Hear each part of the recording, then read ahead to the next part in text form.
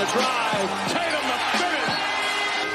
It is banner 18. The mission commanded is mission accomplished.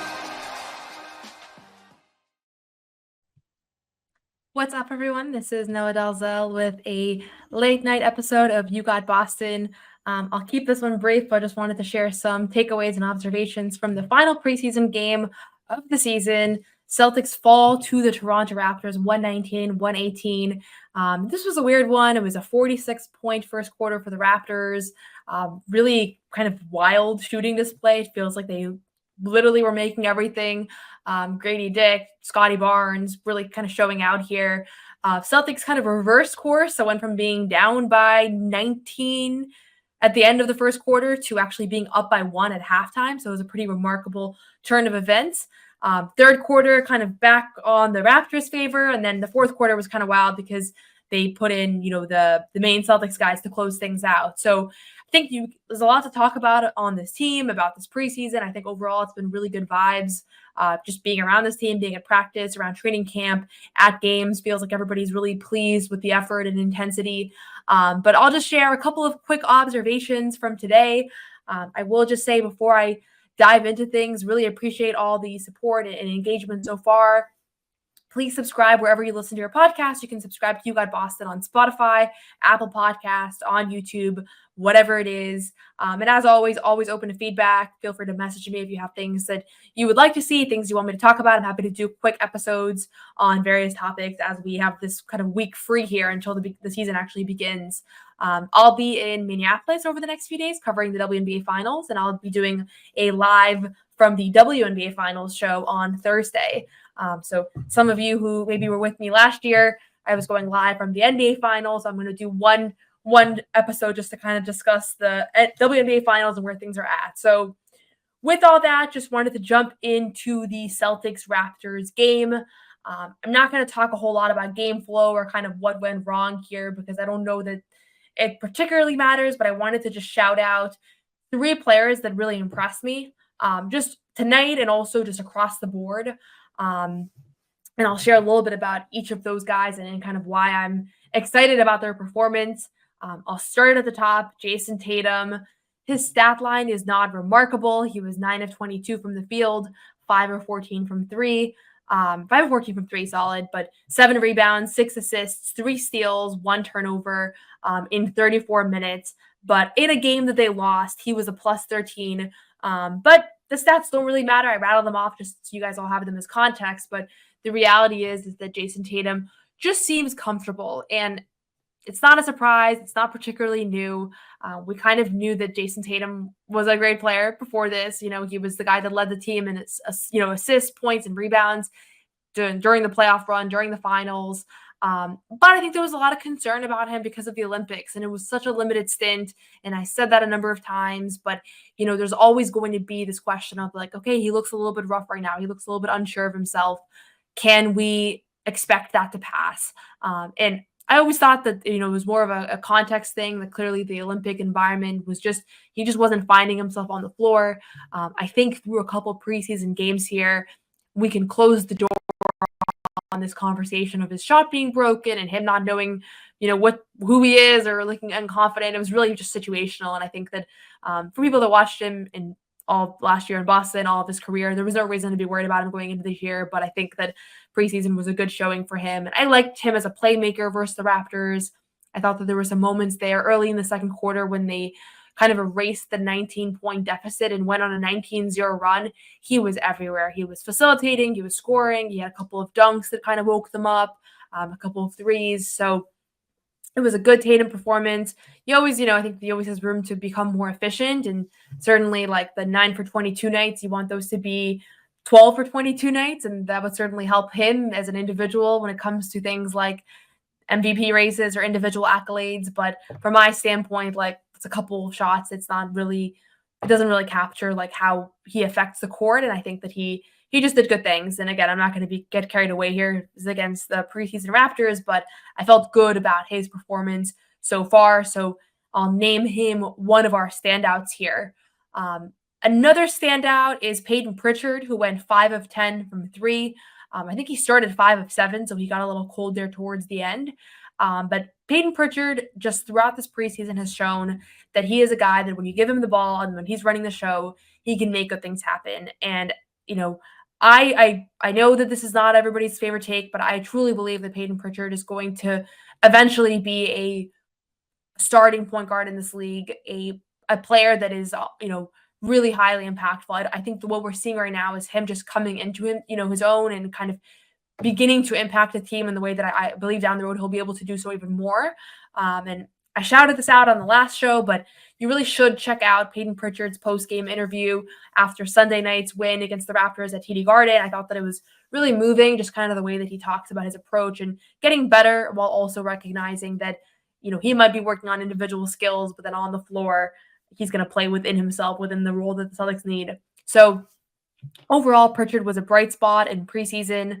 The thing last year was that he really struggled with the shot to begin the regular season. And I think that if he can avoid a slump like that, you're going to see a guy whose stats considerably improve from last year.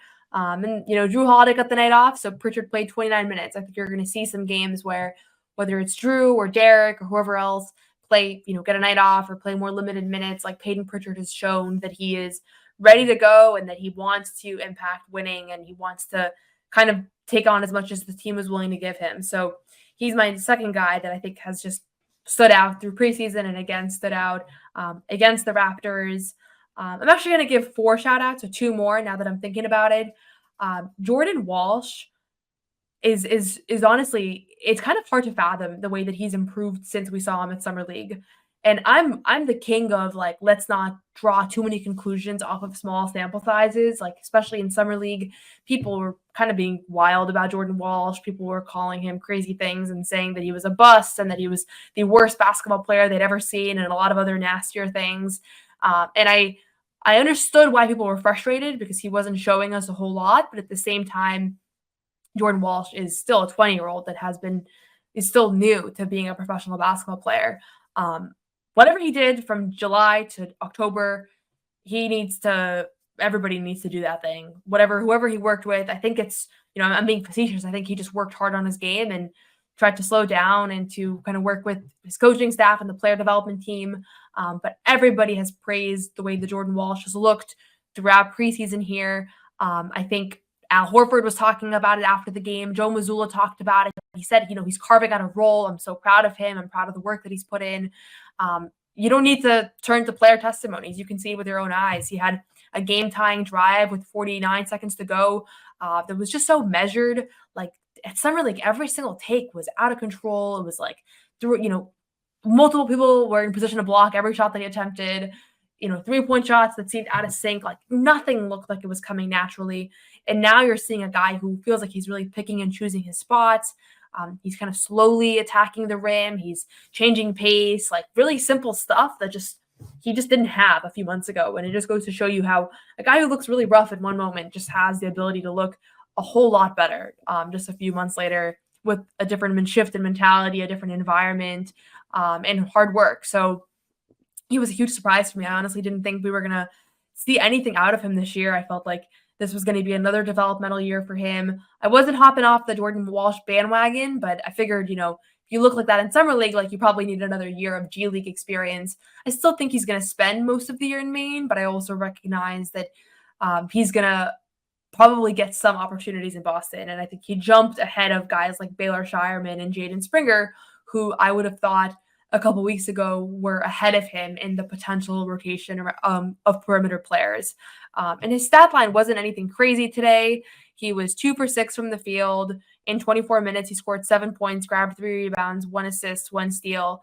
But I don't think it really tells the full story. I think that he just looked like an NBA player out there, honestly. And, he had the drive towards the end of the game at the buzzer that he got blocked on, didn't get the foul. I'm sure he would take that position back if he could, but I liked the approach. I liked the process, and I liked the fact that, with 49 seconds to go, he actually got it done. JD Davison was kind of stuck there. So yeah, he's my third shout out, kind of standout guy from this preseason, and really the biggest surprise because I think, we just didn't see it coming. He wasn't playing at this level at the point that or at least where people expected. And I think after the first year of Summer League, people were really high on him and expecting him to take another leap. And then he went back, and it's a perfect reminder for everybody to not be so hot and cold about these guys, because it's ebbs and flows, and these careers go up and down, and we're just seeing flashes of things, and there's a lot more things happening behind the scenes too. So one more standout from from preseason coming right up. But first, message from our friends over at Game Time. There's few things I prefer doing than attending an NBA game or sporting event live, and you can purchase tickets to Celtics games or any other sporting event, concert, or show with Game Time. Game Time has a new feature called Game Time Picks that makes getting tickets to see your favorite teams play live even easier. It filters out all the fluff to show you only incredible deals on great seats. You don't have to waste time searching through thousands of tickets.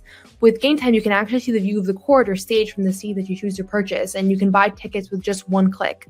There are lots of cool features. There's a lowest price guarantee, or Game Time will credit you 110% of the difference. Curation makes it easier to save more on sports, concerts, comedy, or theater. You can take the guesswork out of buying tickets with Game Time Picks.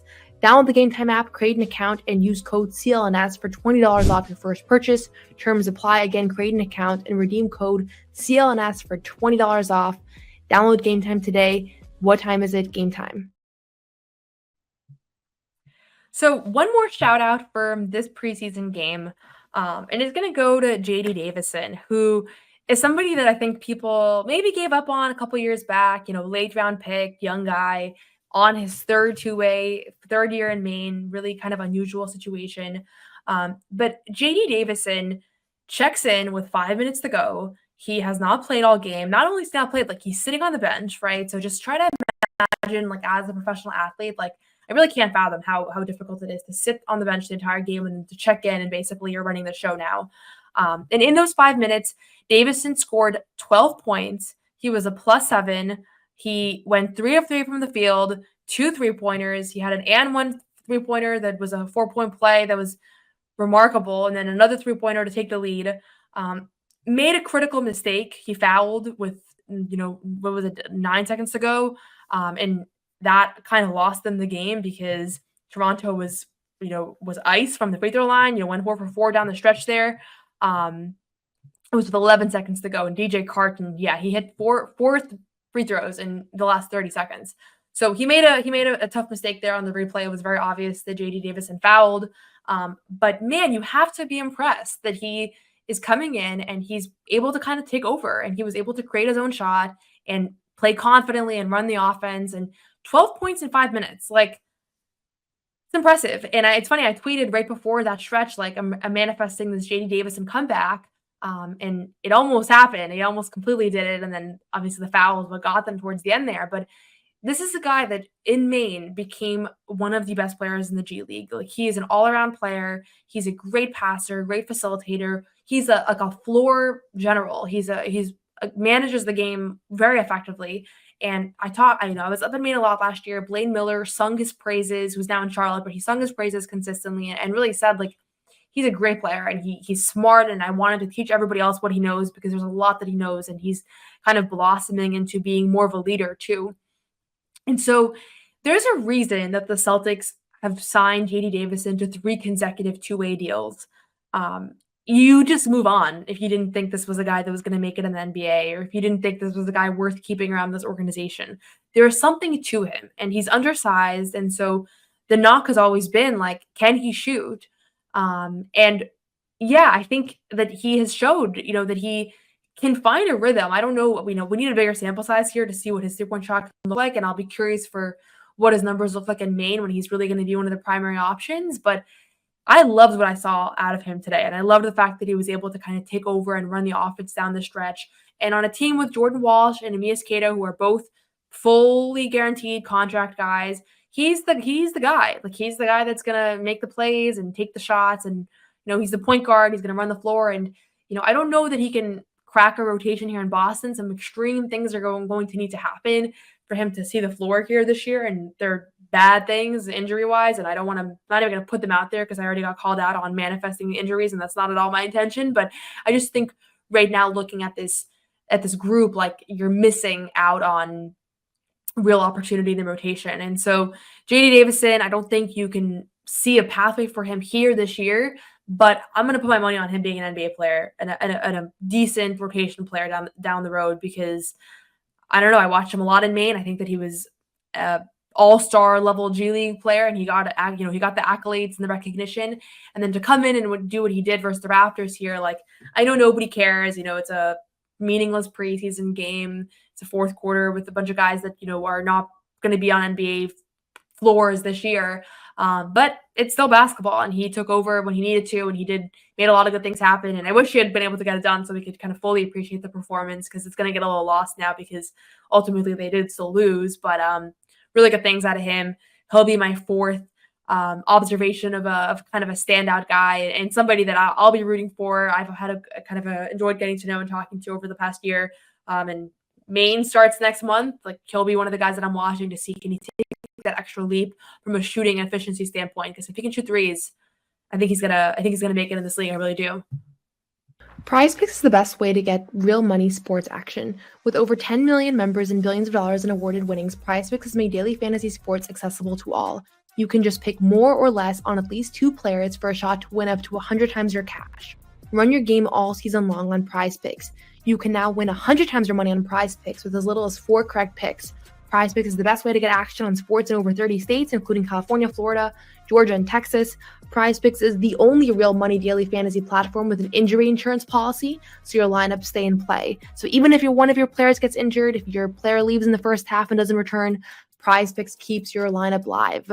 PrizePicks also invented the flex play, which means you can still cash out if your lineup isn't perfect. You can double your money even if one of your picks doesn't hit. Sign up today and get $50 instantly when you play $5. You don't even need to win to receive the $50 bonus. It's guaranteed. PrizePicks is the best way to win real money this football season. Which players are going off, which ones aren't. Make your picks in less than 60 seconds and turn your sports opinion into real money all season long on PrizePicks. I'll be looking to make some picks ahead of NBA opening night next week. In the meantime, download your app today and use code CLNS to get $50 instantly after you play your first $5 lineup. Download the app today and use code CLNS to get $50 instantly after you play your first $5 lineup. PrizePicks, run your game. So I'm going to talk a little bit here just to close out about some of the guys that I think have been garnering more negative reviews here at preseason. I keep wanting to say summer league because it's felt like that at points, though we definitely saw more of the starters today. But Baylor Shireman played 7 minutes versus the Raptors, scored 4 points, all on free throws, literally didn't log any other stats. I think he looks a little bit outmatched at points, a little bit slow decision-making wise. The shot hasn't looked smooth, and it's not just that it's not going in. Like sometimes it just looks a little awkward. It looks like he's not getting off great looks. And I understand why people are concerned about him. And I tweeted out, I think Jordan Walsh is somebody that people were freaking out about, and obviously he's looked a lot better. And I think Baylor is going to have a similar path where, we're not going to see him for a bit. He's going to be working. He's going to be improving his development. He'll be up in Maine, I'm sure. And then we're going to see him again. And I think people are going to be like, oh, wait, this guy's actually really good. Because there's a reason why they picked him in the first round. I'm not promising he's going to be a good NBA player because personally, I don't actually watch like a ton of college. And so I always try to keep my draft predictions relatively limited. But I will say like the adjustment of going from a college player, regardless of your age, to actually being in the NBA. And he gained 15 pounds in summer league. He's working against much better players than he was playing against these last 4 years in college. Like there's going to be a learning curve, and he's in the midst of that learning curve right now. And it doesn't mean that he's not capable.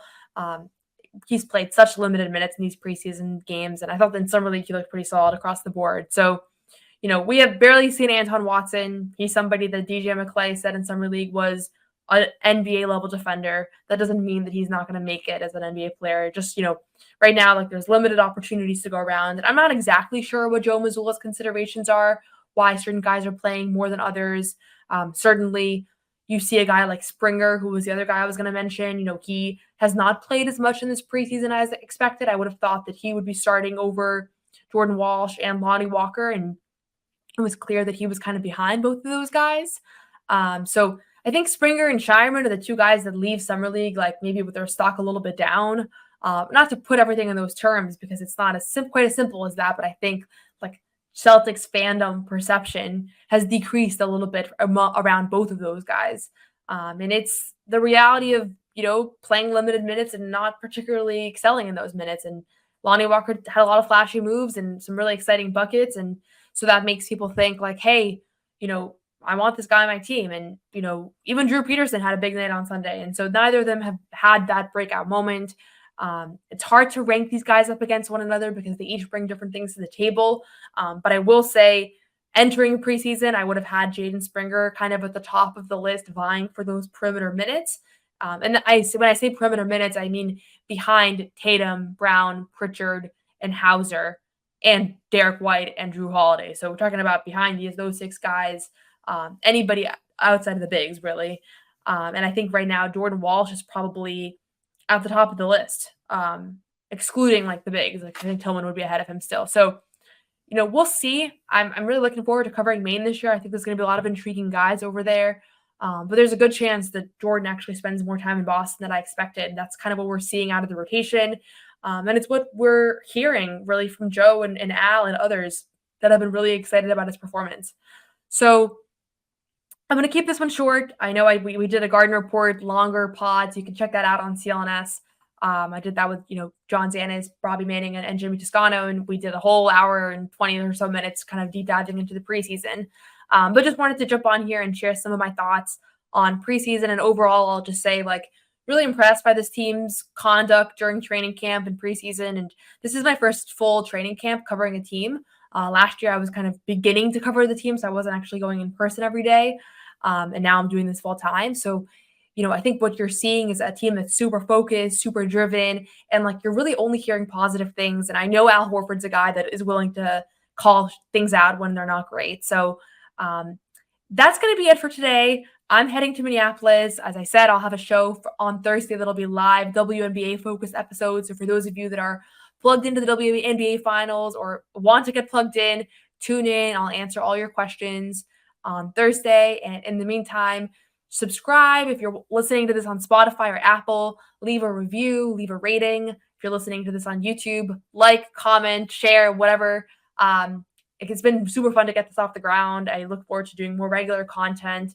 I'm going to be at a lot of away games this year, kind of traveling with a team. It's a goal of mine to spend at least 1 year of my career where I'm really on the road like that. And so this is going to be that year and maybe more years. But my goal is to kind of go behind the scenes and tell you guys, here's what I'm hearing, here's what I'm seeing, just being in the arena, talking to fans, talking to coaches and everything. So if there's other directions you guys want this podcast to go, let me know. I know there's a lot of great podcasts out there, and I want to make sure that I'm filling a need in the ecosystem that people are interested in and that people are hoping to plug into. But it's been great to see all the engagement so far. Have a great rest of your week. And I will see you all on Thursday, those of you that are interested on the WNBA side.